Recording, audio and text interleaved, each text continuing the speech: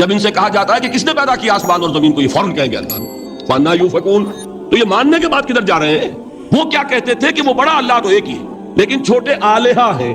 یہود کے ایک گروہ میں پیدا ہوا جنہوں نے حضرت عزیر کو خدا کا بیٹا قرار دیا۔ قرآن نازل ہوا ہے محمد پر صلی اللہ علیہ وسلم تاکہ وہ خبردار کریں انہیں جنہوں نے یہ کہا ہے کہ اللہ نے کسی کو بیٹا بنایا۔ یہ جو ان کی دیویاں تھیں یہ مؤنث، لات، عزا، منات، ہمیشہ ٹاپ پر ایک خدا کو مانتے ہیں، باقی سارے خدا نیچے ہوتے ہیں، اوپر جا کر وہ توحید ہوگی ہمیشہ۔ کوئی مشرکانہ نظام ایسا نہیں ہے جو ٹاپ پر جا کر توحید نہ بن جائے۔ دیکھیے ہندو دیویاں دیوتا بے شمار، لیکن مہادیو وہ بھی کیا دو ہیں؟ مہادیو وہ تو ایک ہے۔ انگریزی میں گاڈز گاڈسز، لیکن وہ چھوٹے جی سے لکھے جائیں گے، چھوٹے جی سے لکھے جانے والے gods and goddesses. Roman mythology ہو، گریک مائتھولوجی ہو، ان دیویوں دیوتاؤں کے نام ہی آپ نہیں یاد کر سکتے، لیکن گاڈ بڑے جی سے وہ ایک ہے کہ نہیں؟ ٹاپ پر جو ہے وہ ایک ہے، اس کو وہ بھی مانتے ہیں کہ اومنی پوٹنٹ، اومنیشنٹ، اومنی پریزنٹ، علی کل شیء قدیر، بکل شیء علیم، ہر جگہ موجود، وہ تو ایک ہی ہے، وہ تو کیپٹل جی سے لکھا جائے گا۔ باقی اس کے نیچے فوج ہے دیویوں کی، دیوتاؤں کی، خداؤں کی اور خدانیوں کی، وہ گاڈز اینڈ گاڈسز ہیں۔ عرب میں کیا تھا؟ میں نے پہلے آپ کو دو مثالیں دے دی ہیں، تیسری اور ایران کی لے لیجئے، خیر کا خدا اور شر کا خدا اور، ایک یزداں ایک اہرمن، ٹھیک سنویت ہو گئی نا، دو خداؤں کو مانا، لیکن وہی ہے جو خدائے خدائے گاں، خداؤں کا خدا، اس کو ایک ہی مانتے ہیں۔ یہی معاملہ عرب میں تھا، اللہ وہ ایک ہی تھا ان کے ہاں۔ قرآن میں آتا ہے ان سے پوچھئے وَلَئِن سَأَلْتَهُم مَّنْ خَلَقَ السَّمَاوَاتِ وَالْأَرْضَ لَيَقُولُنَّ اللَّهُ۔ جب ان سے کہا جاتا ہے کہ کس نے پیدا کیا آسمان اور زمین کو، یہ فوراً کہیں گے اللہ فَأَنَّىٰ يُؤْفَكُونَ۔ تو یہ ماننے کے بعد کدھر جا رہے ہیں؟ وہ کیا کہتے تھے کہ وہ بڑا اللہ تو ایک ہی ہے، لیکن چھوٹے آلہہ ہیں۔ آلہہ اور اللہ میں وہی فرق ہے جو کیپٹل جی کا گاڈ اور چھوٹے جی سے گاڈز اینڈ گاڈسز، وہی فرق ہے کہ جو مہادیو اور دیویوں اور دیوتاؤں میں ہے، وہی وہاں تھا اللہ وہ ایک اور سپریم، سب سے بالا تر، اس سے اوپر کوئی نہیں، تخلیق میں اس کا کوئی ساجی نہیں، لیکن اس نے کچھ آلہہ ہیں جنہیں کچھ اختیارات تقسیم کیے ہوئے ہیں، کچھ اس کے لاڈلی ہستیاں ہیں جو سفارش کر سکتی ہیں۔ بس یہ شرک تھا مشرکین مکہ کا، بات سمجھ رہے ہیں؟ اس کا جائزہ لیں گے تو آپ کو، اور جو آج شرک کی اقسام میں بیان کروں گا اس کو ہاتھ میں لیں گے تو کسی موحد کا تلاش کرنا مشکل ہو جائے گا۔ ڈھونڈ اب ان کو چراغ رخ زیبا لے کر، آج ان کا نام مسلمان ہے، ان کی اکثریت کسی نہ کسی نوع کے شرک میں مبتلا ہے۔ اب آئیے اقسام شرک۔ اقسام شرک میں بھی وہی کیفیت ہے جو نفاق کے بارے میں نے عرض کی تھی کہ ایک تقسیم یہ ہے جو علماء نے کی ہے، ایک ہے عقیدے کا نفاق، ایک ہے عمل کا نفاق۔ اسی طرح ایک ہے عقیدے کا شرک، ایک ہے عمل کا شرک۔ عقیدے میں نہیں ہے، عمل میں ہے۔ ایک تقسیم آپ نے سنی ہوگی شرک جلی، شرک خفی، ایک ہے ننگا شرک، کھلم کھلا شرک، ایک ہے چھپا ہوا شرک جو نظر نہیں آتا۔ لیکن ایک مغالطہ اپنے دل سے نکال دیجئے، بعض لوگ شرک خفی کو شرک نہیں سمجھتے، یہ بہت بڑی غلطی ہے۔ اگر وہ شرک نہ ہوتا تو حضور اسے شرک نہ کہتے، کوئی اور لفظ، عربی زبان کا دامن جو ہے محدود نہیں ہے، پھر اس کے لیے کوئی اور لفظ اختیار فرمایا جاتا ہے وہ شرک۔ لیکن ایک شرک ہے جلی جو نمایاں ہے، نظر آ رہا، ایک ہے شرک خفی جو نظر نہیں آ رہا، اور وہ کتنا خفی ہو سکتا ہے اس کی ایک مثال دی حضور نے۔ شرک خفی اتنا خفی ہو سکتا ہے، ذرا مبالغہ دیکھیے جو حضور نے بات کو سمجھانے کے لیے مثال میں جو مبالغہ اختیار فرمایا۔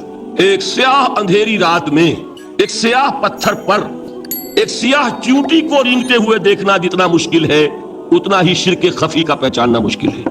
بتائیے، آپ نے فرمایا انا افصح العرب، میں عرب کا فصیح ترین انسان ہوں، اس سے آگے کوئی مثال دی جا سکتی ہے؟ اندھیری رات، تاریک رات، پتھر سیاہ، چیونٹی سیاہ، کون دیکھ سکتا؟ جتنا اس کو دیکھنا ناممکن ہے اتنا ہی شرک خفی کا پہچاننا مشکل ہے۔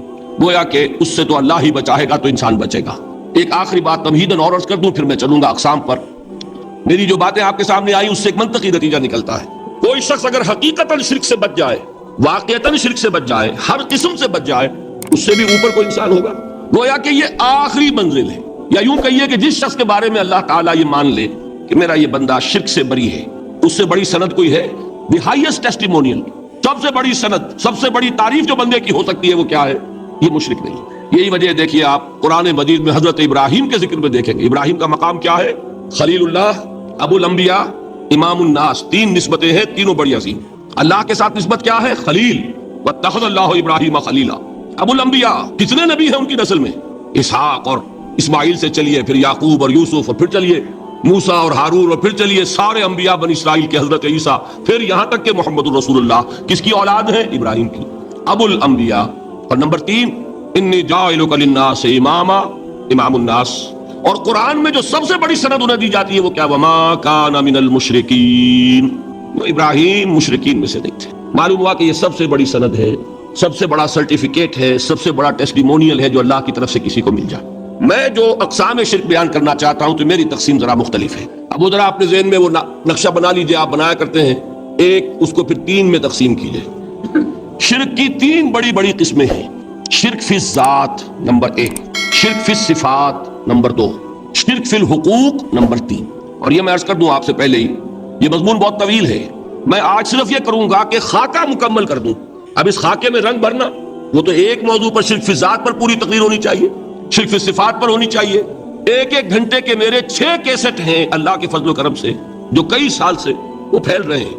6 گھنٹے میں میں نے ان چیزوں کو بیان کیا، وہ موجود ہوں گے، لیکن آج وہ خاکہ ذہن میں بنا لیجیے، اور کچھ آپ کو الجبرے کے فارمولے ہاتھ میں آ جائیں تاکہ خود آپ میں صلاحیت پیدا ہو جائے پرکھنے کی کہ اس فارمولے کو اپلائی کر کے دیکھ لیں یہ شرک ہے یا نہیں۔ یہ 2 کام تو میں انشاءاللہ آج کر دوں گا، آپ مطمئن رہیں۔ باقی یہ کہ تفصیل، وہ تو ہر سلسلے میں تفصیل پھر بہت ہوگی، وہ شوق ہو تو وہ کیسٹ آپ سنیے۔ تو 3 تقسیمیں ہو گئی۔ شرک فی الذات، اللہ کی ذات میں کسی کو شریک کر دینا، یہ سب سے زیادہ نمایاں، سب سے زیادہ جلی، سب سے زیادہ عوریاں، اور اللہ تعالیٰ کو سب سے زیادہ مبغوض اور ناپسند شرک۔ شرک فی الصفات نمبر 2، یہ ایک علمی مسئلہ ہے جس میں آدمی ٹھوکر کھا جاتا ہے اگر محتاط نہ ہو، بڑے سے بڑے آدمی کو ٹھوکر لگ جائے گی۔ اس کا میں فارمولہ صرف آپ کو دوں گا، وہ ذہن میں رکھ لیجئے، پھر جہاں تہاں اپلائی کیجئے، انشاءاللہ تعالیٰ آپ کو ٹھوکر نہیں لگے۔ شرک فی الحقوق، اسی کا دوسرا نام شرک فی العبادت ہے۔ اللہ کا حق کیا ہے بندے پر؟ بندہ اللہ کی عبادت ہے، لیکن اس کو 5 اس کے مظہر ہیں، وہ ان میں گن کر بتا دوں گا کہ یہ شرک فی العبادت ہے۔ شرک فی العبادت کی اکثر شکلیں وہ ہیں کہ جو عملی شرک علماء جسے کہتے ہیں، اور اس کی شکلیں وہ ہو جائیں گی جن کو شرک خفی کہتے ہیں۔ تو سب سے جلی شرک فی الذات، سب سے خفی شرک فی الحقوق یا شرک فی العبادت، درمیان میں ایک علمی اعتبار سے مسئلہ ہے شرک فی صفات کا۔ اب آئیے سب سے پہلے شرک فی الذات، اس کی 2 قسمیں، اب اس کو تقسیم کیجئے 2 میں۔ ایک قسم جو زیادہ جلی ہے، زیادہ عریاں ہے، زیادہ ننگی ہے، یہ عجب ستم ظریفی ہے تاریخ کی کہ وہ ان قوموں میں پیدا ہوئی جو اپنا تعلق رسولوں سے جوڑتی ہے۔ کیا کہ کسی کو خدا کا بیٹا بنا دینا، بیٹی بنا دینا۔ اب ظاہر بات ہے، بیٹا بیٹی بنا دینا بالکل ہم پلہ کر دیا کہ نہیں؟ نو وہی ہو گئی کہ نہیں؟ دیکھیے غور کیجئے، گدھے کا بیٹا گدھا ہوگا، گھوڑے کا گھوڑا ہوگا، خدا کا خدا ہوگا۔ انسانوں میں آ جائیے، سید کا بیٹا سید ہوگا، مغل کا بیٹا مغل ہوگا۔ یہ بالکل ہم کفو بنا دینے والی بات، بالکل ہم پلہ، ہم جنس، ہم نوع، یہ بدترین شرک۔ اور آپ کو معلوم ہے یہ شرک کن میں پیدا ہوا؟ یہود کے ایک گروہ میں پیدا ہوا جنہوں نے حضرت عزیر کو خدا کا بیٹا قرار دیا۔ قالت الیہود عزیر ابن اللہ۔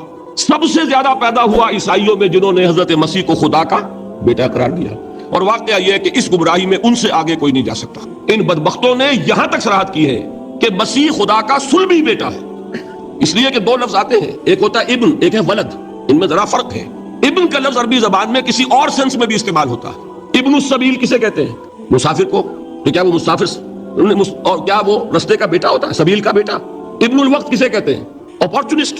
ابن الوقت کوئی اصول نہیں، گنگا گئے تو گنگا رام اور جمنا آئے تو جمنا داس، یہ کیا ہے؟ ابن الوقت۔ لیکن ابن کے معنی جو ہے وہ بیٹے کے بھی ہے، تو تعویل ہو سکتی ہے، لیکن انہوں نے ولد کہا ہے۔ ولد کسے کہتے ہیں؟ صلبی بیٹے۔ یہ بدترین شرک ہے۔ یہی وجہ ہے کہ قرآن مجید میں آپ دیکھیں گے کہ جتنا غضب اللہ کا ان پر بھڑکا ہے اس عقیدے پر، وَيُنذِرَ الَّذِينَ قَالُوا اتَّخَذَ اللَّهُ وَلَدًا، یہ قرآن نازل ہوا ہے محمد پر صلی اللہ علیہ وسلم تاکہ وہ خبردار کریں انہیں جنہوں نے یہ کہا ہے کہ اللہ نے کسی کو بیٹا بنایا۔ یہ سورہ کہف میں ہے، اور اگلی سورت سورہ مریم میں تو ایسا غضب اللہ کا ظاہر ہوتا ہے، وَقَالُوا اتَّخَذَ الرَّحْمَنُ وَلَدًا لَقَدْ جِئْتُمْ شَيْئًا إِدًّا تَكَادُ السَّمَاوَاتُ يَتَفَطَّرْنَ مِنْهُ وَتَنشَقُّ الْأَرْضُ وَتَخِرُّ الْجِبَالُ هَدًّا أَن دَعَوْا لِلرَّحْمَنِ وَلَدًا وَمَا يَنبَغِي لِلرَّحْمَنِ أَن يَتَّخِذَ وَلَدًا۔ انہوں نے کہا کہ رحمان نے کسی کو بیٹا بنایا۔ تم بہت بڑی گستاخی کی بات کر رہے ہو، تمہاری اس گستاخی کی وجہ سے آسمان پھٹ پڑنے کو ہے، زمین شق ہو جانے کو ہے، اور قریب ہے کہ پہاڑ ایک دھماکے کے ساتھ گر جائیں۔ انہوں نے خدا کے لیے بیٹا تصنیف کر دیا، حالانکہ اللہ رحمان اس کی شان اس سے بہت بلند و بالا ہے کہ اس کے کوئی بیٹا ہو۔ اس کی وجہ بھی سمجھ لیجئے کہ بیٹے کی ضرورت کسے ہوتی ہے؟ جو خود فانی ہو۔ کیوں ہے آپ کو طلب بیٹے کی؟ ہم نہ ہوگے ہمارا نام زندہ رہے گا، یہ ایک اٹرنل ہونے کی خواہش ہے، انہیرنٹ، نام چلے گا۔ اسی لیے بیٹی سے آدمی سمجھتا ہے کہ نام نہیں چلتا۔ یہ طلب جو ہے بیٹے کی کیوں ہے؟ بیٹے سے نسل چلتی ہے۔ اس کی ضرورت کس کو ہے؟ جو خود فانی ہے۔ وَمَا يَنبَغِي لِلرَّحْمَنِ أَن يَتَّخِذَ وَلَدًا، جو خود باقی ہے ہمیشہ کے لیے، اس کو کوئی احتیاط نہیں۔ تو آپ نے بات سمجھ لی، میں بہت مختصر بات کروں گا آج۔ اسی طریقے سے حضرت ابراہیم کی نسل سے تھے جو مکے کے لوگ اور عرب کے لوگ، بنی اسماعیل، جو موحد کامل تھا ابراہیم، جس کو اتنی مرتبہ سند ملی وَمَا كَانَ مِنَ الْمُشْرِكِينَ، ان کی نسل میں وہ لوگ تھے جنہوں نے فرشتوں کو خدا کی بیٹیاں بنا دیا. یہ جو ان کی دیویاں تھیں یہ مؤنث، لات، عزا، منات، یہ سب کیا مؤنث نام ہے. انہوں نے یہ کہا کہ فرشتے جو ہیں وہ خدا کی بیٹیاں. اصل میں عقیدہ کیسے ہوتا ہے؟ انہوں نے کہا بڑے لاڈلے ہیں، لاڈلی ہوتی ہے بیٹی بہت زیادہ، تو یہ خدا کی بیٹیاں ہیں. ہوتے ہوتے ان کا یہ عقیدہ ایسا پکا ہوا کہ بجائے استعارے کے اب انہوں نے حقیقت بنا دیا یہ خدا کی بیٹیاں. ان پر قرآن مجید نے کئی جگہ پر ذرا ایک لطیف انداز میں تنزیہ پیرائے میں بھی کہا ہے کہ بھائی تم نے خوب کیا، انہوں نے الاٹ کیا تو بیٹا تو کیا، تم نے اللہ کو الاٹ کی تو بیٹیاں کی جو تمہیں خود پسند نہیں. الکم البنون، تمہارے لیے بیٹے ہوں، ولہ البنات، اور اس کے لیے بیٹیاں. تو یہ تو ذرا ایک لطیف انداز ہے، تنزیہ پیرایا ہے. لیکن ان تینوں کو اب آپ ایک جگہ کر لیجئے. بیٹا بیٹی قرار دینے کا شرک یہ کیا ہے؟ شرک فی الذات، ہر اعتبار سے اللہ کا مثل بنا دینا، ہم کف بنا دینا، ہم پلہ بنا دینا، ذات میں شریک کر دینا، یہ بدترین شرک ہے. یہی وجہ ہے دیکھیے قرآن مجید کی عظیم ترین سورت کون سی ہے؟ سورہ اخلاص، جو ایک تہائی قرآن کے مساوی حضور نے قرار دیا، جس کو ثلث قرآن کے مساوی، وہ در حقیقت اسی شرک کی نفی پر ہے. قل هو اللہ احد اللہ الصمد لم یلد ولم یولد ولم یکن لہ کفوا احد. یہی آیا اس میں سورہ بنی اسرائیل کی آیت آخری میں نے سنائی تھی، وقل الحمد للہ الذی لم یتخذ ولدا. کہو کہ کل شکر اور کل تعریف اس اللہ کے لیے جس نے کسی کو اپنا بیٹا بیٹی نہیں بنایا. ولد دونوں پر جاتا ہے، اولاد جیسے آپ کہتے ہیں، اولاد بیٹا بیٹی شریک ہوتے ہیں، نہ اس کا کوئی بیٹا نہ اس کی کوئی بیٹی، نہ وہ جنا گیا نہ اس نے کوئی جنا. ایک قسم تو یہ ہوئی شرک فی الذات کی. دوسری قسم کیا ہے؟ یہ ان مذاہب میں ہوئی ہے جو نبیوں اور رسولوں کی طرف نسبت نہیں رکھتے بلکہ فلسفیانہ مذاہب ہیں. ہندوستان کے اکثر مذاہب فلسفیانہ ہیں. فلسفیانہ مذاہب میں یہ شرک فی الذات کس شکل میں پیدا ہوا؟ دو شکلیں پیدا ہوئی، ایک ہماؤست اور ایک حلول. حلول کیا ہے؟ اللہ نے کسی انسان کے اندر اپنے آپ کو حل کر دیا، انسانی شکل میں وہ خود ظاہر ہو گیا. اوتار کا عقیدہ، انگلش میں گاڈ انکارنیٹ. عیسائیوں میں بھی حضرت مسیح کو گاڈ انکارنیٹ بھی قرار دیا جاتا ہے. خود خدا نے یہ شکل اختیار کر لی. رام چندر جی ہوں، کرشن جی مہاراج ہوں، کیا ہے؟ یہ اوتار ہیں. اللہ نے ان میں حلول کیا یا اللہ نے ان کی شکل میں ظہور کیا. سمجھ میں آ گیا؟ اور ایک عقیدہ کیا ہے؟ یہ بڑا فلسفیانہ مسئلہ ہے، دیکھیے بڑا ٹیڑھا مسئلہ ہے یہ، لیکن میں اس وقت اس کی تفصیل میں نہیں جاؤں گا، بہت باریک باتیں ہو جائیں گی.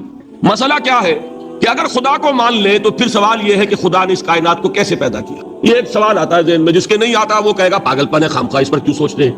لیکن جس کے ذہن میں سوال آ گیا اس کے لیے بڑی مصیبت ہو جاتی ہے. وہ تو سوچتا ہے، انسان کا اختیار نہیں ہوتا اپنے ذہن پر، وہ لاکھ رو کے اسے مت سوچو، وہ اور سوچے گا. یہ مصیبت ہے فلسفیوں کی، کیسے پیدا کی. اب ایک تصور تو یہ ہے کہ جیسے یہ میز ہے، بڑھئی نے بنایا اس کو، بڑھئی علیحدہ ہے میز علیحدہ ہے، لیکن اس میں یہ بات ماننی پڑے گی کہ پہلے کوئی چیز تھی جس سے میز بنائی، لکڑی تو تھی نا، اس سے میز بنائی. لہذا ہندوؤں میں ایک عقیدہ یہ ہے کہ خدا بھی قدیم، مادہ بھی قدیم. خدا نے اس مادے سے یہ شے بنا دی، مادے سے یہ بنا دی. وہی مٹی کی تغاری ہوتی ہے، کمہار اس سے کوئی رکابی بنا دیتا ہے، کوئی وہ ہنڈیا بنا دیتا ہے، کوئی گھڑا بنا دیتا ہے. مٹی تو ہے نا پہلے، تو مادہ بھی قدیم، خدا بھی قدیم، اور مادے سے خدا نے یہ شکلیں بنا دی. ٹھیک، یہ بھی سنویت ہو گئی، توحید تو ختم ہو گئی. تو جن لوگوں کا ذہن تھا توحیدی لیکن اس مسئلے میں الجھ گئے، انہوں نے ایک اور شکل تجویز کی کہ خدا خود ہی اس شکل میں تبدیل ہو گیا. کیسے؟ جیسے برف پگھلتی ہے تو پانی بن جاتا ہے. پانی کہاں سے آیا؟ برف سے. اب کوئی پوچھے برف کہاں ہے؟ بھائی یہی پانی ہے، یہی برف ہے یا نہیں؟ اسی پانی کو آگ کے اوپر آپ نے رکھ دیا، وہ بھاپ بن گئی. اب آپ کہیں برف کہاں ہے، پانی کہاں ہے؟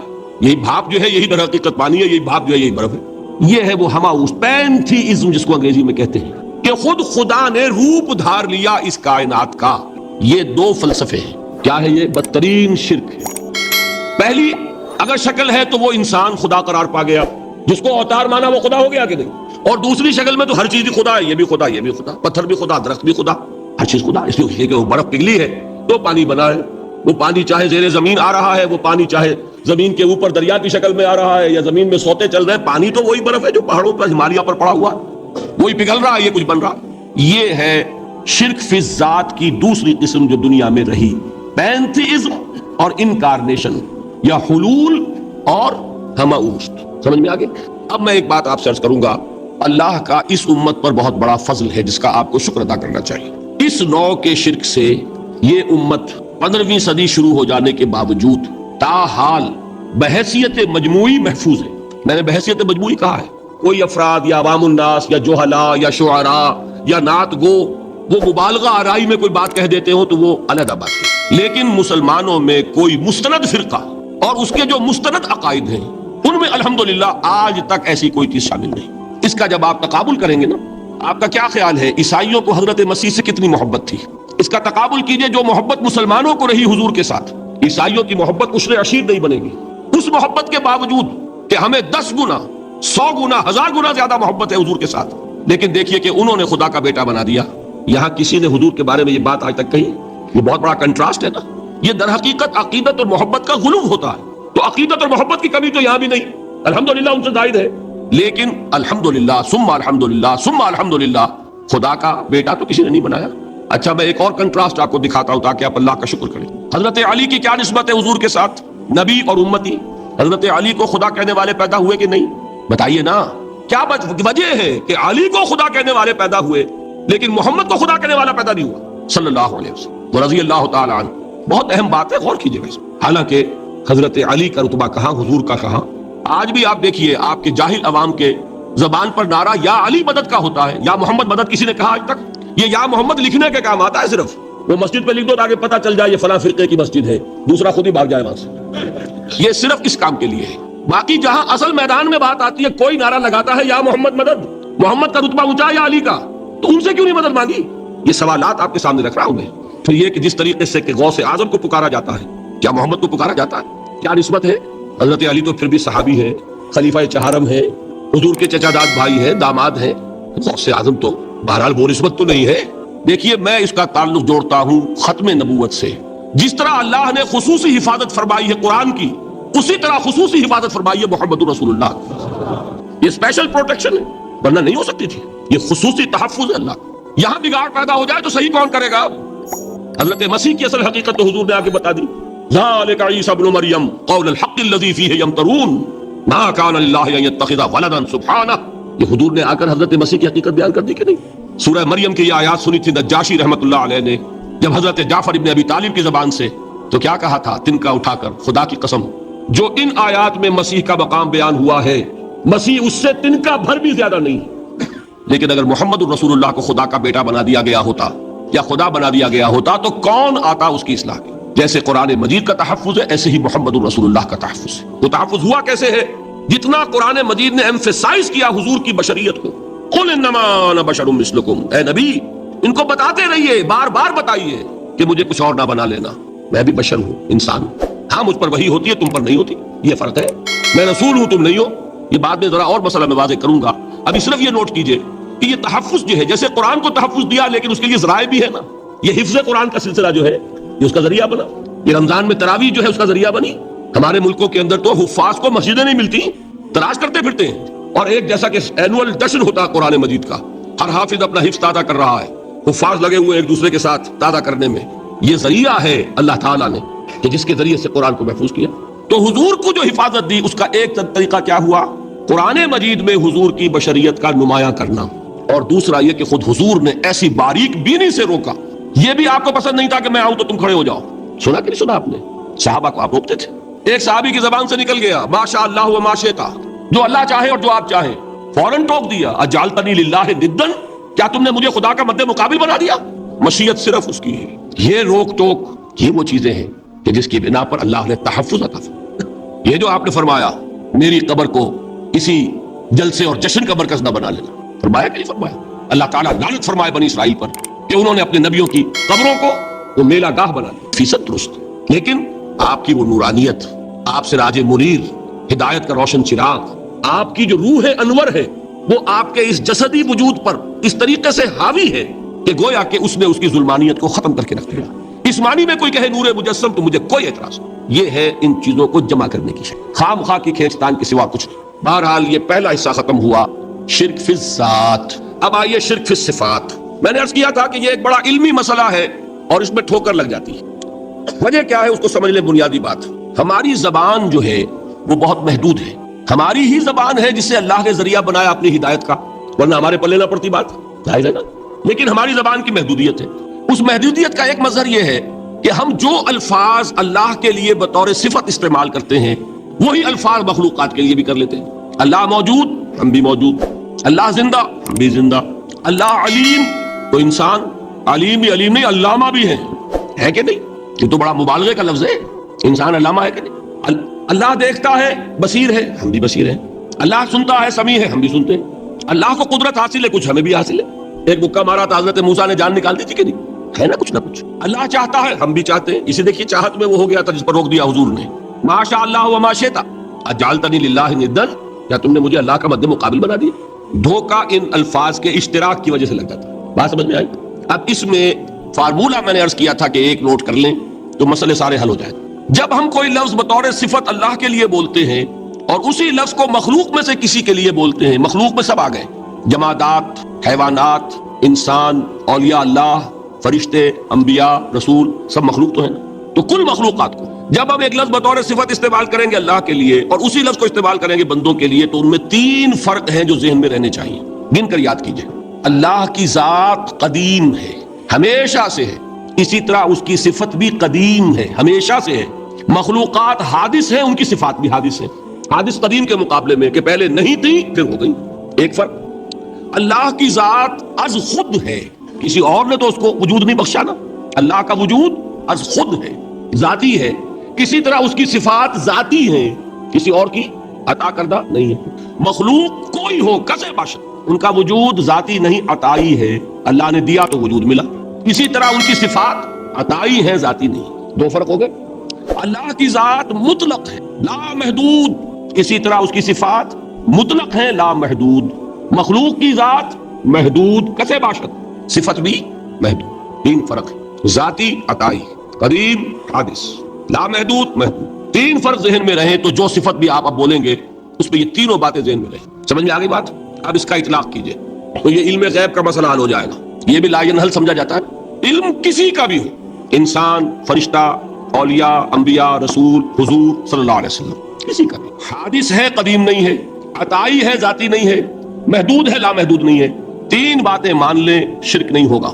इनमें से एक को साकित कर दें, शिरक हो जाए। आई बात समझ? अल्लाह की कुदरत जाती है, अता करदा नहीं। मखलूक में जो जिसको कुदरत हासिल है वो अताई है, जाती नहीं। अल्लाह की कुदरत ला महदूद, यफ़अलु मा यशा फ़अलुल लिमा युरीद अला कुल्लि शैइन क़दीर। हम मखलूक कोई भी हो उसकी कुदरत महदूद। अल्लाह की कुदरत जब से वो है हमेशा से है, हमेशा से कुदरत भी है। और मखलूक में से कुदरत ये हादिस है। तीनों चीजें सामने रहे, शिरक नहीं होगा। एक चीज की भी कमी हो गई, शिरक हो जाएगा। ये सारी सिफात पर ले आइए। अल्लाह की हयात जाती, हमारी अताई, लाई हयात आए कज़ा ले चली चले, अपने बस में ना आना था ना जाना है। जिंदगी उसकी अता करदा है, जब चाहे ले ले।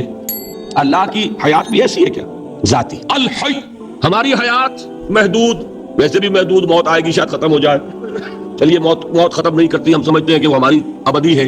महदूद इस मानी में तो है, खाने को न मिले तो कमजोरी, जरा काम किया तो थकान, नींद भी आ रही है, ऊँघ भी आ रही है। और उसकी हयात अल हय्युल क़य्यूम ला ताख़ुज़ुहु सिनतुन वला नौम, हयात जाती है, ला महदूद है और कदीम है। यहाँ हयात अताई है और हादिस है और महदूद है, सारी सिफात। इसको जहन में रख लीजिए। तो अब 2 मसले मैं यहाँ हल कर दूं। जो लोग कहते हैं हुजूर को इल्म गैब नहीं था और जो कहते हैं था, बदकिस्मती से दोनों ने डेफिनेशन अलग कर ली। जो डेफिनेशन नफी करने वालों ने की है उसकी वजह से, उसके एतबार से वाक़ियतन नहीं था। उन्होंने डेफिनेशन ये की है, तारीफ ये की है, वो इल्म जो खुद हासिल हो जाए, अल्लाह का अता करदा इल्म जो है वो कहते हैं वो गैब नहीं है। तो वो भी मानते हैं कि हर इल्म जो हुजूर को हासिल है वो अल्लाह का अता करदा। मैं साहिवाल ही ना, मैं ये सारे मरहले मैंने तय किए ना अपने ज़माना तालिब इल्मी में। मौलाना मंजूर अहमद शाह साहब हैं साहिवाल में एक, मैं उनके पास हाजिर हुआ। मैंने कहा जी ये मसला क्या है इल्म गैब का, मुझे जरा समझाएं। उन्होंने एक किताब अपनी निकाली कि देखिए साहब, हम हुजूर के इल्म के बारे में ये बातें मानते हैं। हुजूर का इल्म हादिस है, कदीम नहीं है। हुजूर का इल्म महदूद है, ला महदूद नहीं है। हुजूर का इल्म अता करदा है, जाती नहीं। मैंने कहा ये 3 बातें अगर आप मान लें तो मेरा तो झगड़ा कोई नहीं आपसे। होता क्या है, जब आएंगे वाज में, खिताबत में, तो आलिम मा काना व मा यकून, अब अल्फाज वो इस्तेमाल कर जाएंगे। एक वाइज है, आम मुकर्रिर है, वाह वाह होती ही नहीं, नारे लगते ही नहीं, महफिल में गर्मी आती नहीं जब तक ऐसे मुबालगे ना करें। लेकिन वो चीज लिखी हुई उनके यहाँ है कि हुजूर का इल्म हादिस है, कदीम नहीं है। हुजूर का इल्म महदूद है, ला महदूद नहीं है। हुजूर का इल्म अताई है, जाती नहीं है। इन तीनों चीजों के बाद कोई बड़े से बड़ा वहाबी और बड़े से बड़ा अहले हदीस भी इनकार नहीं करता। बाकी ये बात जान लीजिए कि गैब और हुजूर या शहादा ये दर हकीकत आम इंसानों के एतबार से अल्फाज इस्तेमाल हुए।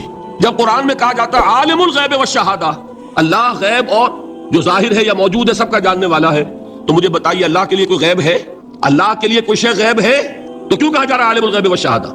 वो हमारे एतबार से कहा जा रहा है। जो तुम्हारे लिए गैब है अल्लाह उसको भी जानता है, और जो तुम्हारे सामने अल्लाह उसे भी जानता है। अल्लाह के लिए तो कुल शहादा है, किसी शय का لا یعزب عنہ مثقال ذرۃ فی السماوات والارض، آسمانوں اور زمین کا ایک ذرہ بھی اس سے غائب نہیں ہوتا۔ غیب کا وجود کیا اللہ کے؟